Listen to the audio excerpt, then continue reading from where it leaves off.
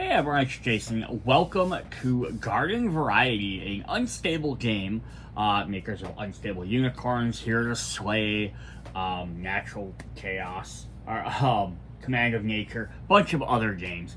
So this is a fun little kind of quick card game that you can play with friends, family, a really light one that you can play with younger kids.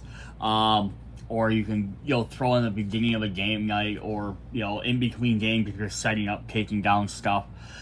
Plays really fast. Not a lot of really reading or anything involved either. So in Garden Variety, you'll use a strategy and a little bit of luck to gather as many critters and wildflowers as you can, but beware of the mischievous gnomes as they can change the game in an instant. So it has 54 cards, one custom 6-sided die, and one rule book. So the whole purpose of the game, so we're going to get how I gotta start the game. Shuffle all the cards together in the box, deal 5 cards to each player, place your remaining card space down at the center of the table, form your deck, the youngest player goes first and tries to start the game.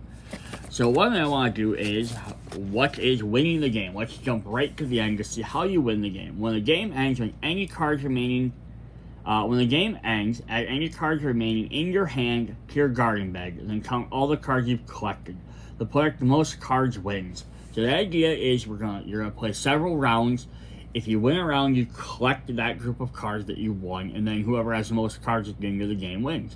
If 2 or more players tie for the most cards in their garden bag, the player among them who collected the most gnomes wins. And if you still have a tie in your hand, it's time for a good old fashioned round of rock, paper, scissors. So how do we actually play the game? Alright, so how to play is to roll the dice to determine a round rule. Each side of the dice corresponds to its own rule. So if you roll a 0, you're trying to play cards closest to the 0 card, or to 0. And then it goes with that for each different number. So 3 is closest to 3, 5 is closest to 5, 7 is closest to 7, 10 is closest to 10, and the exclamation point is chaos. We roll the dice after all cards are to play to determine the round rule, so you don't know what you're playing. So here's our little die. So it's really nice. It's a 6-sided die. You got all your different sides on there. So you just roll, and it's going to determine what kind of cards you're going to play. So everyone knows if you have a 7, you're trying to get too close to 7. So either 7, possibly a 6 or a 5. You probably don't want to play a 1 or a 10. It says, after rolling the dice, the first player must play a card from their hand face up in front of them. Each other player follows clockwise. Play a card from their own hand. After all players have played a card, use the round rule to determine the winner of the round. If you're the winner, collect all the cards played that round, place them next to you in your garden bag. Just a fancy name for a stack of cards you collect throughout the game by winning. So the first player always play the first thing. So if I'm the first player and we're trying to get to 7 and I play a 3, everyone else knows that if they want to beat me, they have to now play a card higher than 3. You might be like, well, doesn't that always give the first player the least amount of advantage and the last player to go the best advantage? Yes and no. Because yes, the later you take in a turn, you will you'll just see what everyone else plays, so you know what you can and can't play. But that's where it's kind of the luck sort of comes in, because you might have to determine how many cards. You might have duplicate numbers in your hand. You might have a bunch of high cards or a bunch of low cards. You might just want to toss something out because you're like, oh, I have a 8, 9, 10. You're going to lose the round, so maybe you want to get rid of your 8 because it's going to be hard. Or maybe get rid of your 9. If it's a 9 or 10, you're right there next to it. If it's in 7 or 8, you got your 8. And your 9 is kind of like, you got 2 other cards that can get close enough to that. You might just toss that out, even if the amount total is lower. You're not going to win. You might just toss out something that you might not need anymore. So some of it's that you're not going to win. So what card can you afford to get rid of? But yeah, so this kind of makes it interesting. And then whoever actually wins the round, so before the next round, each player draws cards from their deck until they're holding 5 cards, starting with the round winner and moving clockwise. So if you win the round, now you go last. So if the last player in order, I get to play last, I win the round, then the next time you're the first player. So then now you start at that disadvantage, per se. If you're the round winner, roll the die to determine the next round's rule. Then play a card from your hand face up at the start of the next round. If the round starts and one or more players have no card in their hand, the game ends immediately. Now, the only way that you're going to generally, because if each player is always playing one card from their hand, that you're going to run out of cards earlier than somebody else is if you play the special gnome cards, because they'll actually eat up an extra card in your hand. So you have types of cards. We have critter cards. There are 4 different types of characters, each of the corresponding color that appear in a critter. Blue possums, red snails, green frogs, and yellow bees. Most critter cards display a number between 1 and 9. A few rare critters show 0 or 10. If you play a 0 or 10 critter, you must immediately declare whether you want to count as a 0 or 10 for the round. After you made your choice, you cannot change it later in the round. 2 players are tied based on the number on the card they are played. You use the character and the color of the critter to determine the logical winners. So now this is where, playing later can definitely help you as well, because you could play the same number as somebody else and still beat them if your color beats them. Or even if not the same number, if you're the same distance away as well. Like, so if you have to get 5 and one person plays a 4 and one person plays a 6, the certain color beat it. Blue will beat red, red will beat green, green will beat yellow, yellow will beat blue. So you kind of get that, so there's a little bit more strategy in there as well. So even though you might go first, you kind of get, you might think you're at a disadvantage because everyone wants to just see what you have and try and play advantage of it. They can play a number closer, or they can play a color that can beat you if they can't get closer, if they can only tie you. So that's definitely one thing that could happen. But it always also depends on what everyone has in their hand. The other 2 types of cards are wildflower cards. Each wildflower displays a number between 1 and 9. If 2 players tie based on the number of cards they played, a wildflower beats any critter card. And then gnome cards. Each gnome card has a special effect that adds a little mischief to the round. If you play a gnome card, immediately uses the effect. These cards don't display a number, but they can give you the advantage if you play them at the right time.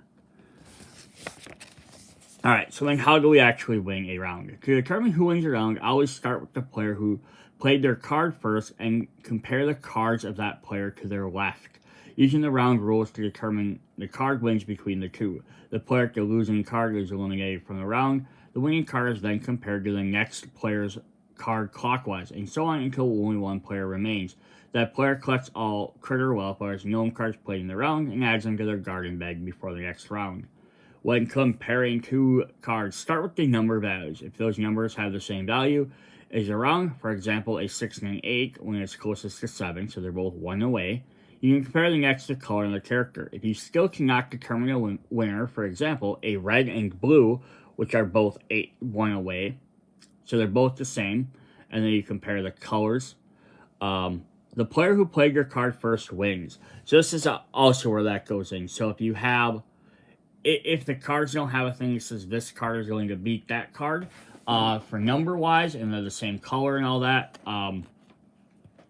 or colors and stuff like that, then whoever gets to play first wins. So that does kind of give the first player that, gives them back that extra advantage. Also being the fact is the earlier you play, the closer you might play. If, again, you're trying to get to 5, and you play a 5 card, your card is now compared to everybody else's card. So you have the advantage of everyone else has to either play a 5, or they would have to play, if they can't play a 5, they're going to automatically lose. But again, if you're trying to get close to 5 and you play a 4, which is 1 away, everyone else either has to play a 4, a 5, or a 6 to even have a chance. So yeah, although everyone gets to see what you play if you play first, you also get the advantage of hopefully getting the closest before everyone else does. So here's some examples of a round. The round rule is 0, closest to 0. So we play a 3, a 4, a 1, and a 2. So we have 3 reds and a green. So the green 3 is going to beat the 4 red. 3 is closer to the 4. Alright, then we go to the next player. So a red 1 beats the green. 1 is closer to 0. So now this one deletes that. And then a red 1 beats the red 2 because 1 is closer. So 1 wins. So now objectively you could look at this and just be like, 1's closest, 1 wins. You wouldn't have to sit there and go step by step by step if you don't want to.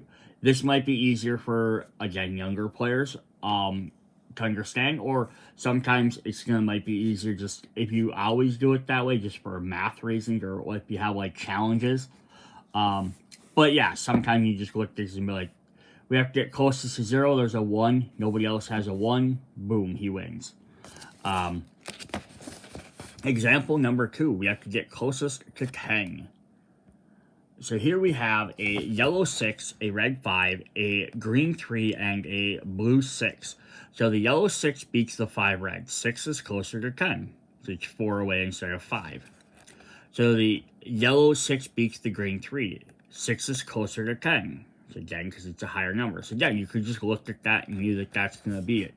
But then we get a yellow 6 and a blue 6. So they're both the same number. So same distance away. So yellow beats blue. So it's going to show on the bottom of the card a yellow beating a blue there and a yellow beating a blue there. So we know that yellow beats blue because that's what the cards tell us. So then yellow wins the round.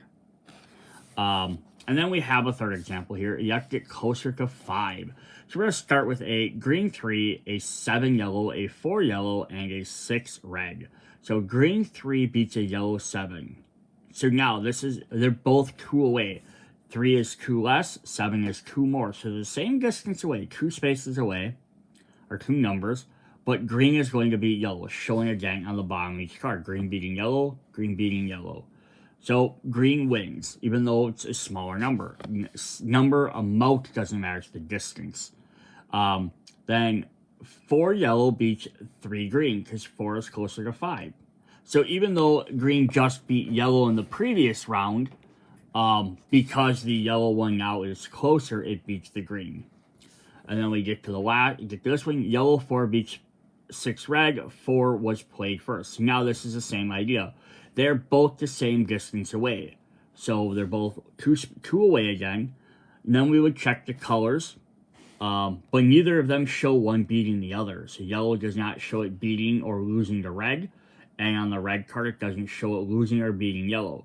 So then it's determined whoever is played first. So the yellow card wins. So that is the advantage of playing earlier in the turn. Because even though red saw at the end, they would have had to beat that 4.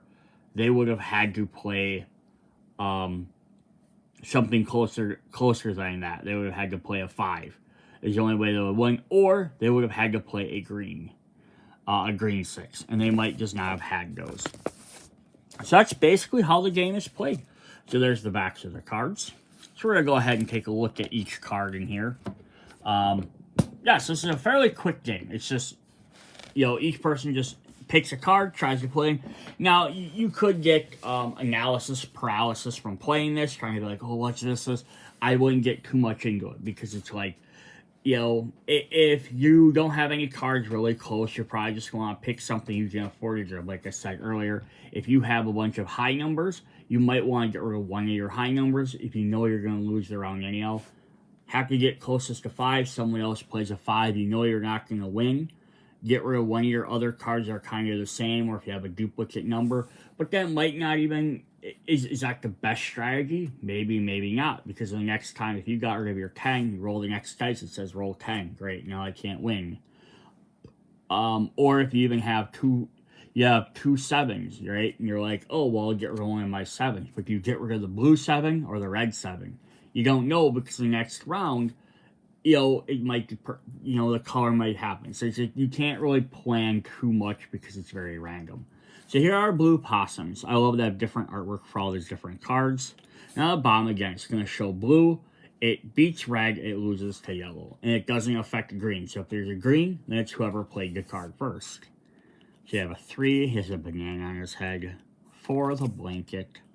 5, all puffed out. 6, he has a little trowel and a little shield. 7, he became like a werewolf. 8, he grew wings, apparently. 9, he became a dragon.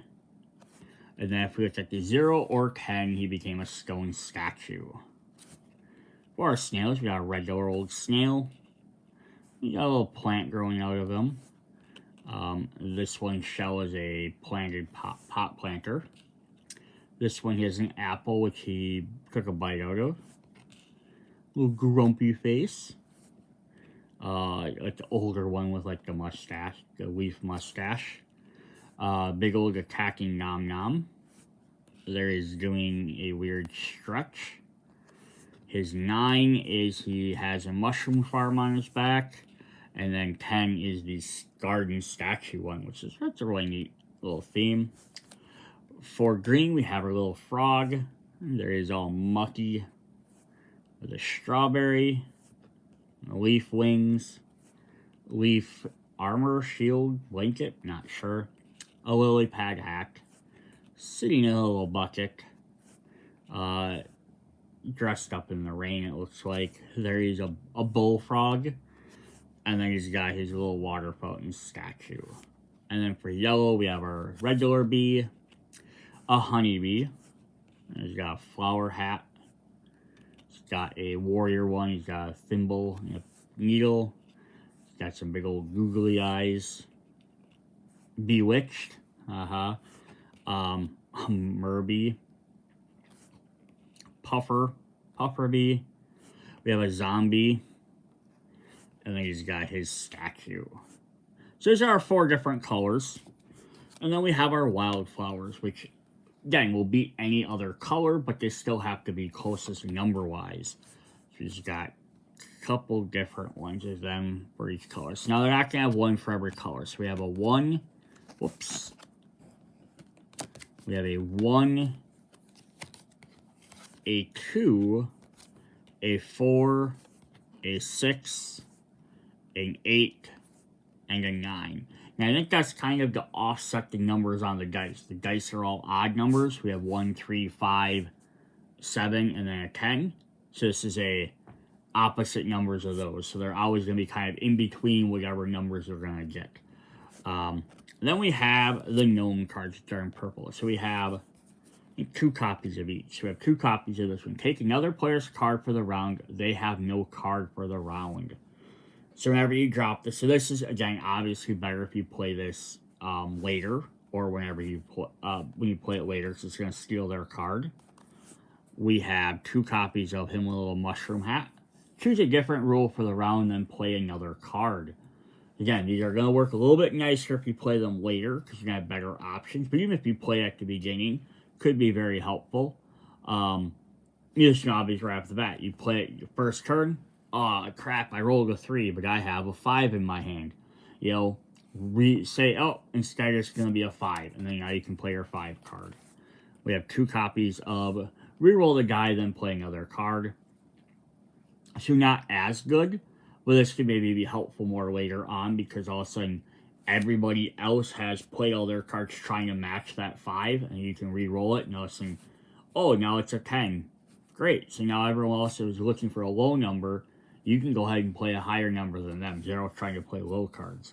And then the last 2 are flipping other player's card face down. That player cannot win this round. Play another card. So 3 of them actually shut down another player. Or let you play another card. The first one just lets you take somebody else's. So that is what we have. Just a very, very quick, simple game. I think it'd be very easy for almost anyone to understand. You can jump in, play this before you start your game night while you're setting up and maybe people are arriving. Bring this to a family gathering. Everyone's sitting around chit-chatting about stuff. It's easy enough, kind of like Uno, where it's sort of like people can kind of play stuff, but you can still chat and talk and stuff, because you don't have to be like reading thousands of text on cards or focusing on stuff. And since everyone plays all the cards face up, it's not like there's a bunch of hidden mechanics and stuff like that. Yes, very cool. Hope you guys enjoyed the video for Garden Variety. Check out all the rest of the Unstable games. Some really fun, different styles they keep coming up with. These are some really cute artwork on here. Hit me up in the comments if you'd like to see me try any other games out. See you later. Bye.